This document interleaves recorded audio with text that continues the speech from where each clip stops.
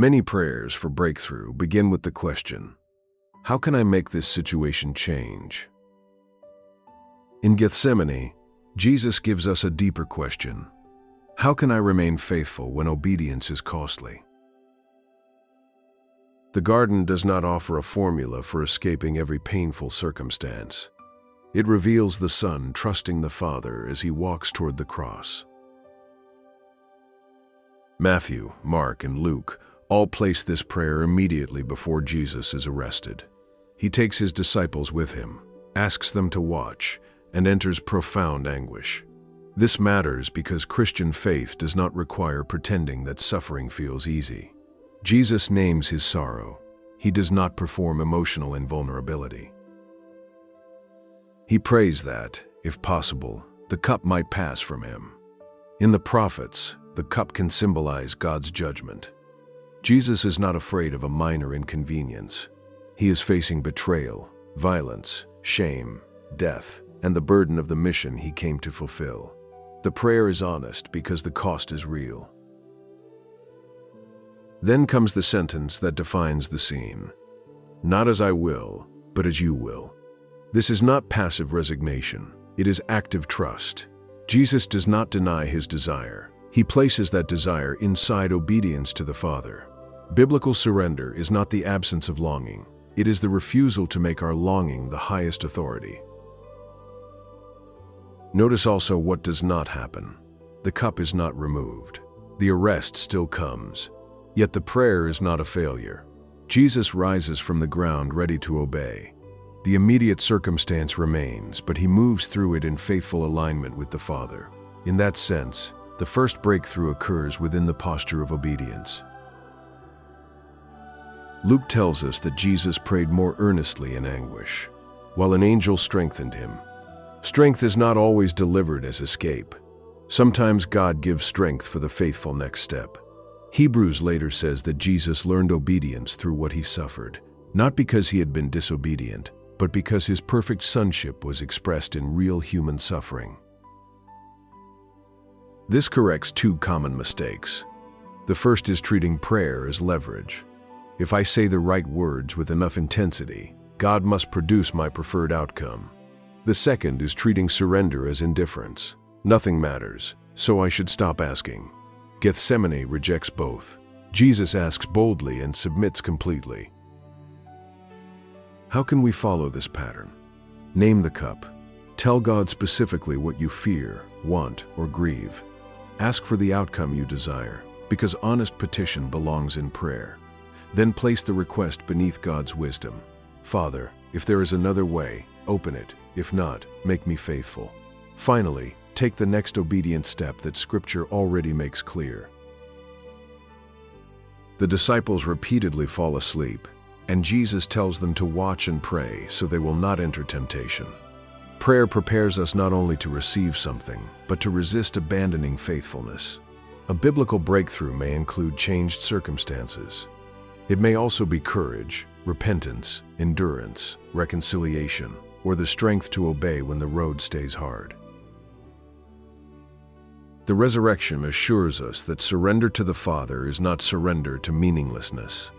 The cross was not the final word, but Easter came through, not around, Jesus' faithful obedience. Therefore, we can pray for deliverance without making deliverance our God. Let us slow down and examine the garden's place in the Passion. Gethsemane stands between the shared meal and the arrest, revealing Jesus' willing obedience before public violence begins. The educational value of this observation is that it keeps a memorable detail connected to the argument of the passage. A detail may be significant without becoming a universal formula. One common mistake is reading the scene as an isolated lesson in positive thinking. That conclusion may sound spiritual, but it asks the text to carry more than it says. Instead, follow the narrative from prediction, to prayer, to arrest, cross, and resurrection. Ask yourself what changes when this distinction is taken seriously. Does it move attention from fear to trust, from control to obedience, or from a slogan to the whole counsel of Scripture?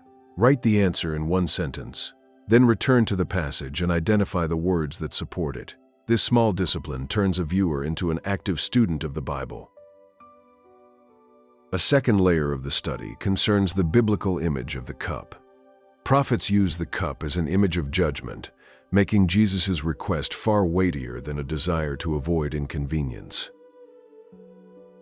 This is where context protects devotion.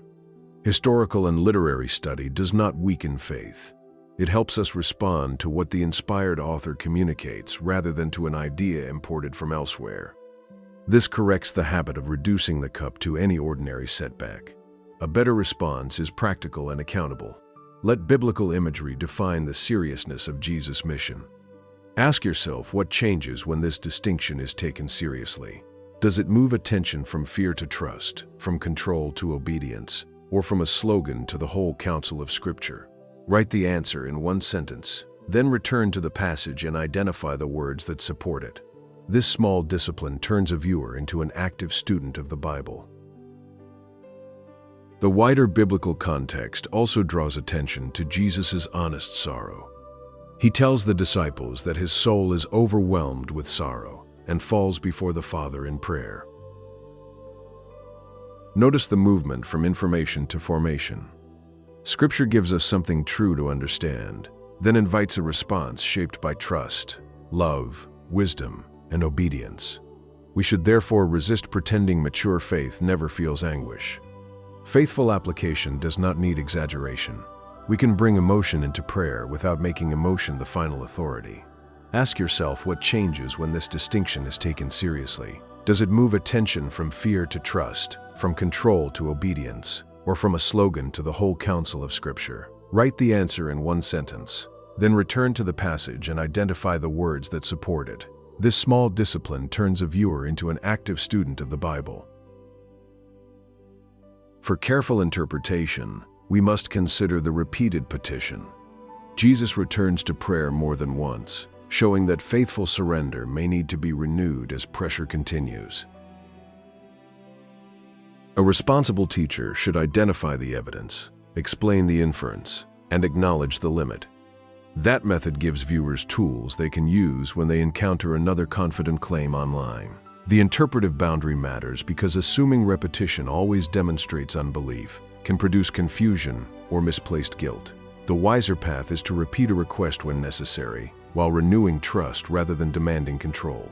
Ask yourself what changes when this distinction is taken seriously. Does it move attention from fear to trust, from control to obedience, or from a slogan to the whole counsel of Scripture? Write the answer in one sentence, then return to the passage and identify the words that support it. This small discipline turns a viewer into an active student of the Bible. Let us slow down and examine the sleeping disciples. Their inability to watch exposes human weakness at the very moment they confidently imagine themselves loyal. The educational value of this observation is that it keeps a memorable detail connected to the argument of the passage. A detail may be significant without becoming a universal formula. One common mistake is using the disciples only as objects of ridicule. That conclusion may sound spiritual, but it asks the text to carry more than it says. Instead, recognize personal vulnerability and prepare for temptation before crisis peaks. Ask yourself what changes when this distinction is taken seriously. Does it move attention from fear to trust, from control to obedience, or from a slogan to the whole counsel of Scripture? Write the answer in one sentence, then return to the passage and identify the words that support it. This small discipline turns a viewer into an active student of the Bible. A second layer of the study concerns strength without escape. Luke describes heavenly strengthening even though the arrest is not canceled. This is where context protects devotion. Historical and literary study does not weaken faith. It helps us respond to what the inspired author communicates, rather than to an idea imported from elsewhere. This corrects the habit of defining every answered prayer as removal of difficulty. A better response is practical and accountable. Ask both for deliverance and for the strength to obey if the difficulty remains.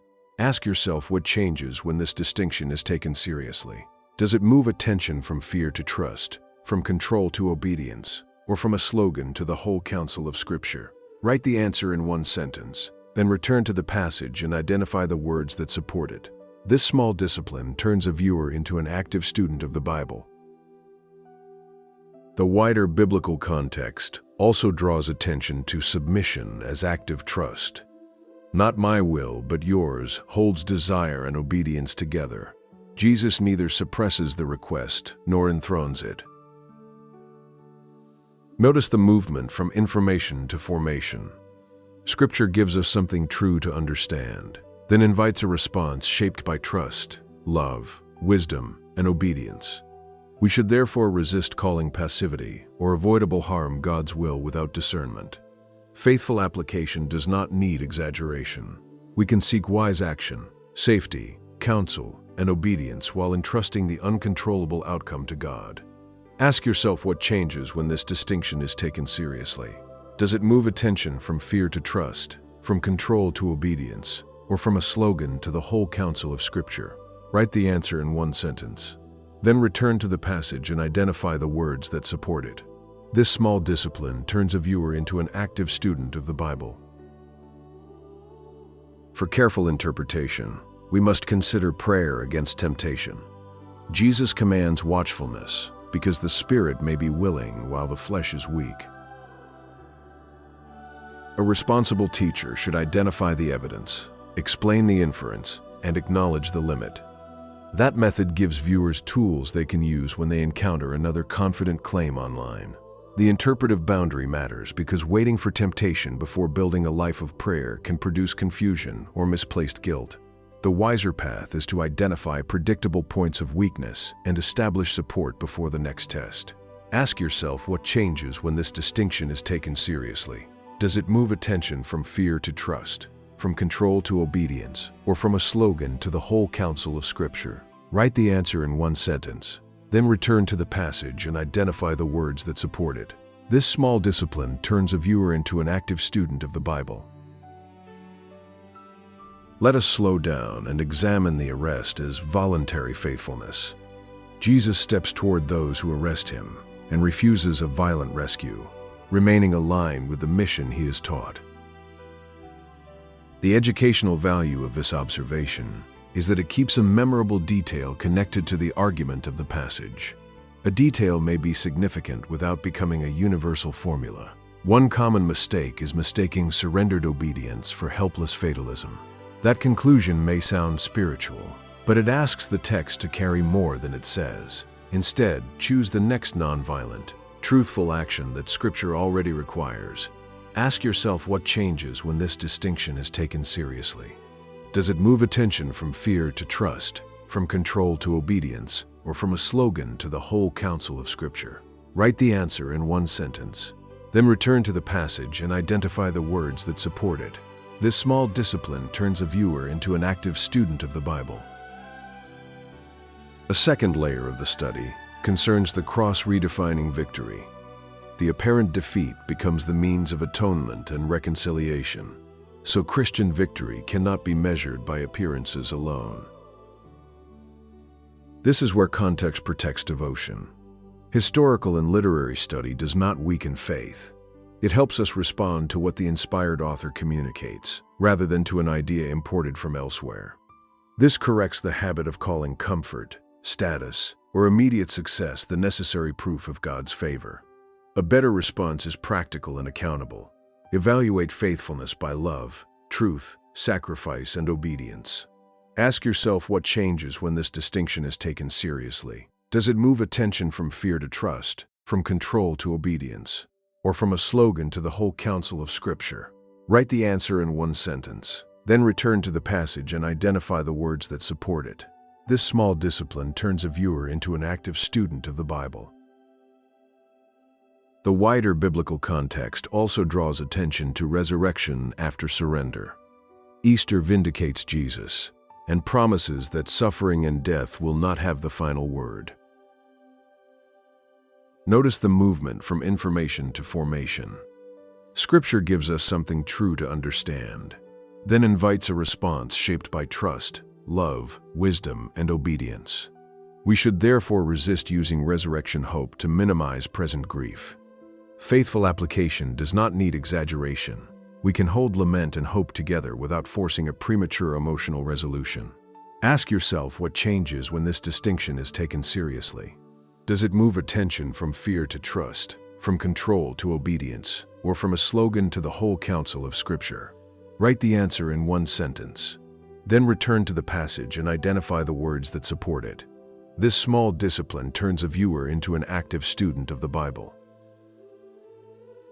If this study gave you a more biblical vision of breakthrough, subscribe and join us for daily Scripture-centered devotionals.